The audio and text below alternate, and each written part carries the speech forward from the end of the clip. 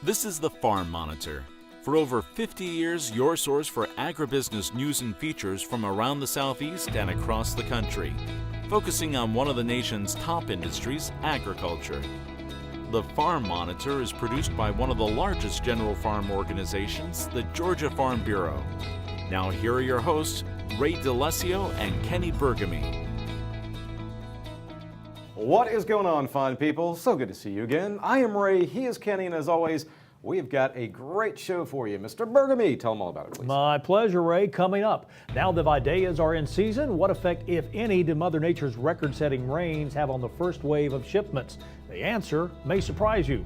Also on the show, bovine emergency response training. First responders learning about scene assessment, security, and containment, even euthanasia.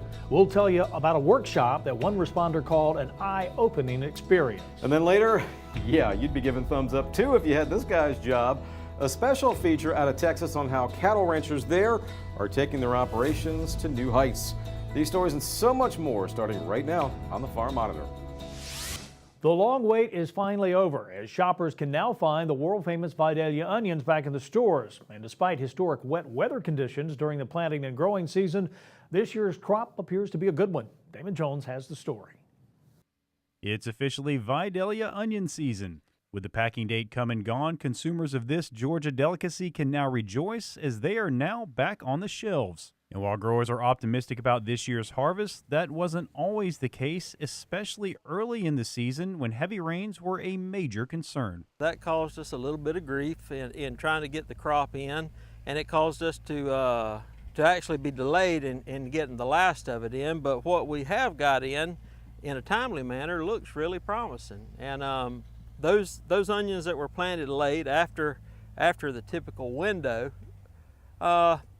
there's still optimism there. With that anxiety now behind them, growers can now focus their attention on harvesting. And even though these workers make it look easy, there is a science behind gathering up this crop. Well, the priority is getting them, clipped and take them to the shed and dry it up and send them on. The main thing is just clipping it right, cut the roots fine, don't damage the onion with the shears and all. And the farmers are excited about getting their product out to the market, as the combination of solid yields and increased demand could make for a profitable 2019 after a couple of rough years. We've got a good crop, what we're looking at anyway right now. We've also got an opportunity of a good market, which those two rarely come together. But we have an opportunity to do as good as we have in several years this year. The potential's there. That improving market is due to a number of different factors that have helped cut supply in the U.S. There's a shortage of onions in the United States right now, is what they're telling us. And in the past 2 or 3 years, that hadn't been the case. There's been an oversupply, but this year our acres are down.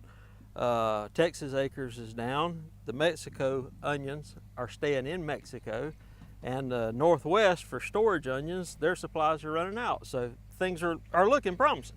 Now, even though onions can be bought year-round, that isn't the case for this unique product, as once they're gone, they're gone. These things only come around. They come around in April. You'll have them May, June, July, and a little bit of August, and then these are gone.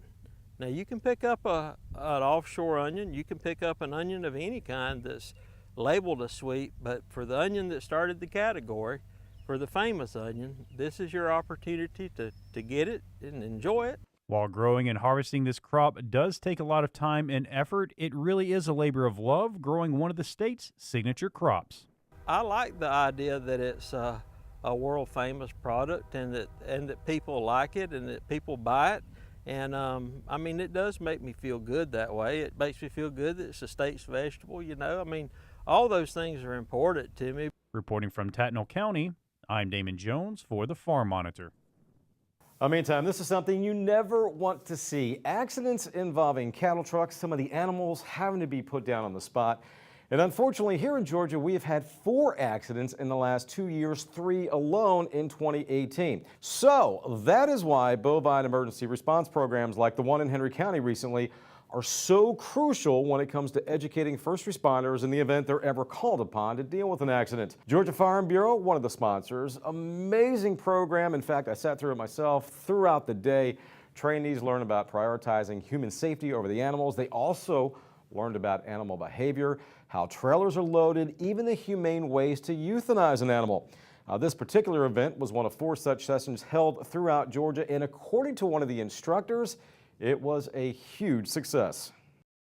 We've gotten some great response from our first responders here in Georgia, and so I just got an email from one of them that was at our program in Calhoun, and he said, thank you for doing this. I didn't really know what to expect, and I would have never been prepared to deal with livestock that were in a transportation incident like cattle on a truck that was in an accident.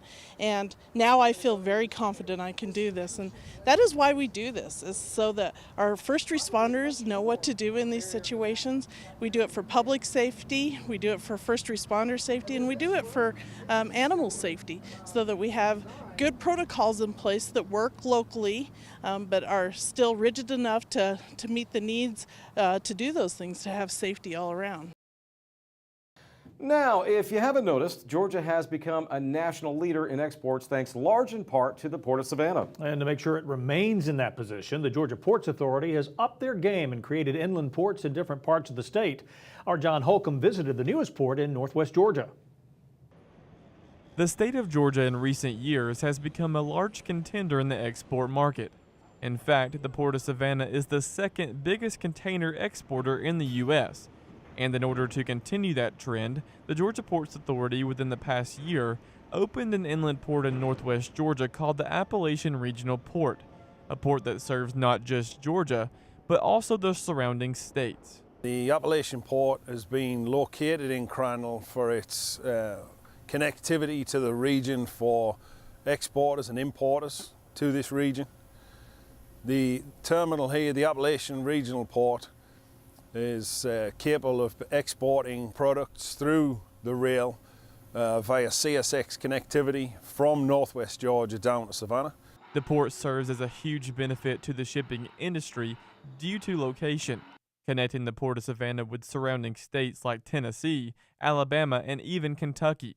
However, there's an even greater benefit, and that's the fact that with a direct line from Savannah to northwest Georgia, you're taking trucks off of Georgia highways. So the benefit of the Appalachian Regional Port will be the direct transit you have from our gateways in Savannah to the Appalachian Regional Port. That'll take off over 350 miles one way from truck traffic coming off the highway. So obviously helping with removal of those trucks from the highway on the current infrastructure. As of right now, there are some agricultural products being moved through the port, but most of the products coming through are manufacturing based. Currently, some of the largest freight which we have moving through the Appalachian Regional Port is not just agricultural products like the lumber and the cotton which we export, but you also got a lot of product coming in for the flooring industry, coming in from multiple parts around the world. And then also we have manufacturing products for heavy equipment. They're moving through here. However, there is potential for more than just manufacturing and a few ag commodities. Exporters in the region just have to realize what a great resource the port can be, especially being in such a centralized location. The Appalachian Regional Port can extend not just here in northwest Georgia, but extends out into Tennessee, Kentucky, and Alabama. Also pulling some of the export freight from Alabama, such as cotton, some of the lumber products we have moving out of Georgia as well. And then also the poultry exporters from this region as well. Right now, the terminal is really just getting started, but Beryl told me that people are starting to see the benefit of the port, and volume is picking up each and every day. Currently, we're still on the build-up of our volume, both import and export, but we've just moved through some of our current records month over month. Again, we've only been open since August 2018. But from January 19 on, we've had record months moving through. Reporting in Crandall for the Farm Monitor, I'm John Holcomb. Still to come on the program, Ray and Marcia share some recipe ideas for a Mother's Day brunch. And then later, rounding up cattle with a helicopter. He's called the Aerial Cowboy.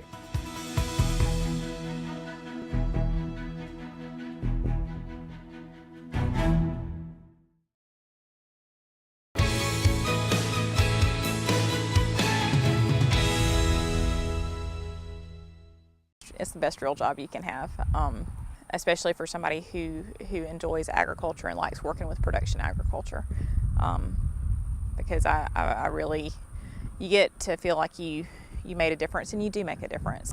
The people who attend the educational programs that I put on, or the people that I go see on site visits or that walk into the office, they're there because they want to be there. So they're there because they truly want to learn, which makes teaching that much more enjoyable. You know, I enjoy spending time with my farmers and the people in the community. I think especially in a rural community, in a rural county, you maybe develop closer relationships because there's a smaller population. And so they're not only your clientele, they're your friends.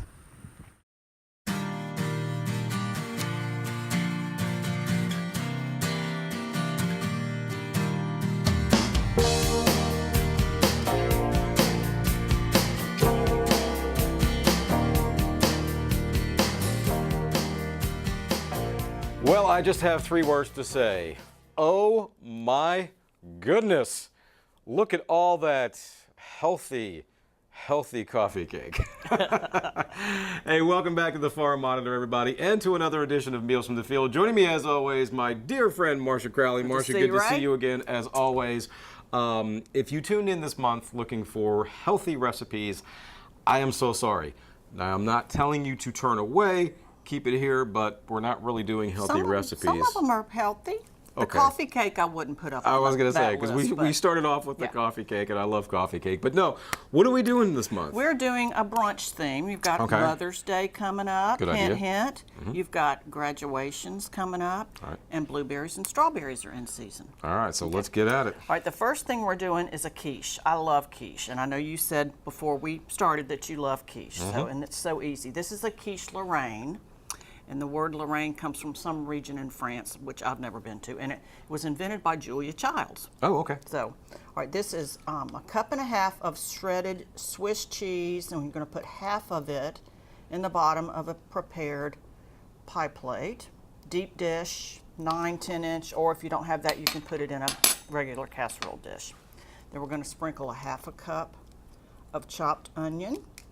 And the good thing about quiches, I love to make them because you can pretty much clean out your refrigerator. If you've got just a little bit of onion, just a little bit of other stuff, you can just put it in the quiche. Then and we can officially say it is Vidalia Onion season, so it's a Vidalia onion. Use Vidalia onions with the quiche. This is, you can use 8 to 10 slices of bacon, cooked, crumbled. You know, I went with the 10. Make it 20. I went with the 10. Or you could use ham if you've got leftover ham from Easter or whatever. Put that in there. All right. Then I've got, this is 2 cups of 50/50 and 6 eggs. I know that sounds like a lot, but it makes it really fluffy. I'm going to add to that some cayenne pepper, some pepper, and a little bit of nutmeg. I did not add any salt. You could because there's of the salt in the bacon and the salt in the cheese. Okay. Put that somewhere where there we go. Pour that on top of all of this. Like I said, quiches are so easy and so fun to make. You could swap out the cheese. You could use cheddar cheese if you don't like Swiss. Do not swap out the bacon, though. Do not swap out but you could use ham. And if you're a vegetarian and don't even want the bacon in there, just put like a cup of veggies in there. Okay. All right, then you're going to top it with the rest of the cheese. You're going to bake this starting out at 425 for 10 minutes without opening the oven door, which I have a hard time doing. Lower it to 350 and bake it for 30 additional minutes. And that's it. That's your quiche. Like I said, they're so easy to make, and I love making them. And of course, before we got here, Marcia already cooked one up for us, and there you see the finished product. While I step over here. It's not going to look that perfect for long. Oh yes, it won't. Not because for long. we're about to dive into that. But, all right, moving on. What's next? This is the coffee cake. Coffee cake. And these are the usual suspects: flour, milk, egg, baking powder, salt, sugar. Okay, we're going to fold into that a cup of strawberries, Georgia strawberries, of course. A cup of blueberries, and if you wanted to, you could fold in some pecans, which I thought about Good idea. in my sleep last night. So you fold that in. Always thinking about us, aren't you, Marcia? Always thinking about it. So, like I said, these are the usual suspects for the batter, and I'm sure it'll be online. Okay, I'm going to pour that in a 9x12 baking dish. And then you're going to put a topping on it. You're going to bake this. Once I get the topping on there, make sure you get all the berries in there really good.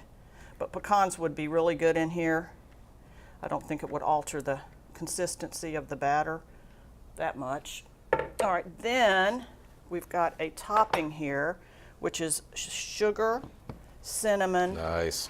butter. I've kind of chopped in the butter, and a little bit of flour. And you're going to spread that on the top before you bake it. Then you're going to bake it at 325 for about 30 minutes. And it's so good warm. I'm sorry y'all can't have it warm, but it's really, really good. You can make this a couple of days ahead if you're planning on your Mother's Day brunch. Okay. Are you throwing hints at me here? I'm throwing hints You're at throwing your a lot of wife. hints at me today. I don't want you to get in trouble with Martha. No, let's go ahead and look at the final product of that. Oh, yes. Makes me want to just have a cup of joe right now. Of course. All right, this is a dressing for a fruit salad, which fruit salad has blueberries and strawberries in it. And all this is so simple, you're going to be surprised how good it is. It's a cup of plain yogurt. Okay. And 2 to 3 tablespoons of brown sugar, and mix that up, and you serve it over the fruit. This dressing will keep in your fridge for about a week. Which we should mention, you can serve for a Mother's Day brunch. Mother's we haven't Day mentioned brunch, it yet. just in case you forgot. But anyway, that's it. Perfect. That is it. That's it. And what kind of stuff you can dip in there? We're going to put that over our fruit salad. Over the fruit salad, okay. And there you see the little finished product there. Nice, nice decorations Another with the thing strawberries and the blueberries on top. Strawberries on a spinach salad with a poppy seed dressing. Right. And folks, if we have not mentioned it yet, you could do all these recipes for a Mother's Day brunch. Little hint. Or graduation party. Or graduation party or something like that. And of course, you can find all the recipes by logging on to farm-monitor.com. As we say every month, everything is there for you in great detail, so you have no excuse to fail with your recipes because it's all there, and it's pretty simple. They're pretty simple. Yeah, so definitely enjoy. Bon appetit. Marcia, so glad Thanks, to see Greg. you, and of course, we will see you again next month.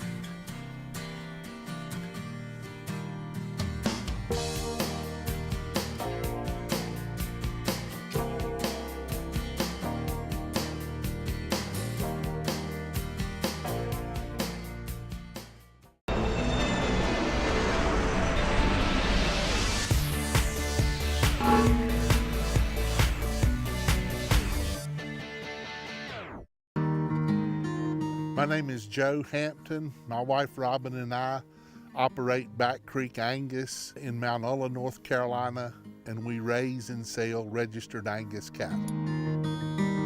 We care for these cattle every day of the year. We care for them on the hottest day in August. We care for them on the coldest day here in December. We don't get to choose which days we have cattle. We have cattle every day of the year, and we like that. What drew you to the Black Angus breed specifically? We have Angus cattle because they can do a lot of things right. They're good mothers. They convert our forages very well. They're adaptable to our extreme environments. We have cold weather here. We have hot, humid weather. The Angus can handle both of those conditions, and they also produce a product that works in your restaurant. Angus have the ability to produce a high quality steak. They naturally marble. What we do as Angus breeders is try to enhance that. And we also want to bring along those characteristics of flavor, the size of the ribeye, fat thickness, all of those things that impact an eating experience start here on the farm. We move cattle at Back Creek between paddocks to control the vegetation. And to be able to handle cattle, to move them on that frequent basis, the cattle need to be calm. Everything we do to interact with the cattle impacts that animal's ability to perform naturally. So when we interact with the animal, that's an unnatural experience. We want to do it in such a way that the cattle are not stressed by us being in their space. We saw the movies about cowboys also, and we thought that if you weren't hooping and hollering, we weren't doing it right.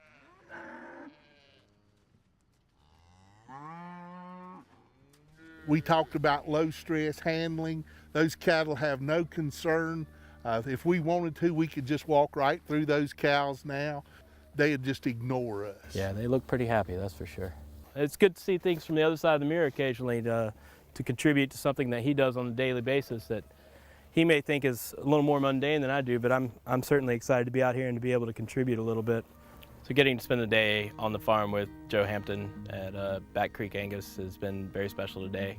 I think it was particularly beneficial to see how gentle he treats his animals and his rapport with them and how clean everything was at the farm. It was very beautiful up there. I think it's important that our customers have a connection to where their meat is coming from, and certainly helps explain the quality and care that's put into raising these animals and delivering a far superior product than I think our guests would find it beneficial to see that the cows are out in the field, eating the grass, living a natural life, enjoying their lives, being treated very humanely. We're happy that someone like Chef Todd would be interested in what we're doing. It's something that we've done for decades, but it's sort of cool to be able to share it with someone that appreciates quality, and he gets to see quality in a different format here. Finally this week, in the Lone Star State, a cowboy's best friend can either be his horse or, in this case, his helicopter? From our friends at Texas Farm Bureau comes the story of one cowboy who has taken to the sky to help his West Texas neighbors. I really love working livestock. Growing up on a ranch, it comes second nature to me in the helicopter. In the helicopter, he can do in 4 or 5 hours what it takes 20 guys to do in a week. We do livestock gathering, goat, sheep, cattle, horses, do deer counts.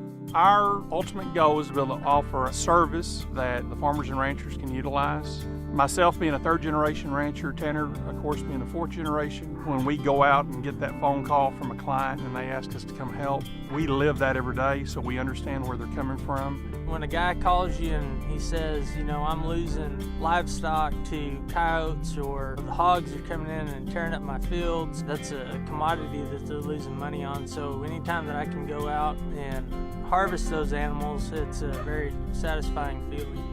It's a whole new experience for me. There were cattle that we brought in today that haven't been in the pens in 2 years. It's a lot more efficient. It saves you a lot of money, a whole lot of money. We still have horses at the ranch, four-wheelers and rangers, and we utilize it all. It's another tool that the producer has in the toolbox to be able to utilize. The number of cattle we brought in today and the short amount of time we did, this is a lot different than the way we used to do it, but it's a lot better.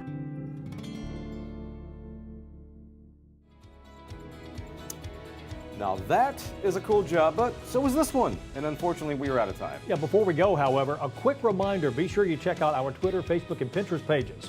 You'll stay informed and see what's up in the world of farming and with us at the show. Take care, everybody. We'll see you next week right here on the Farm Monitor. As always, have a great week.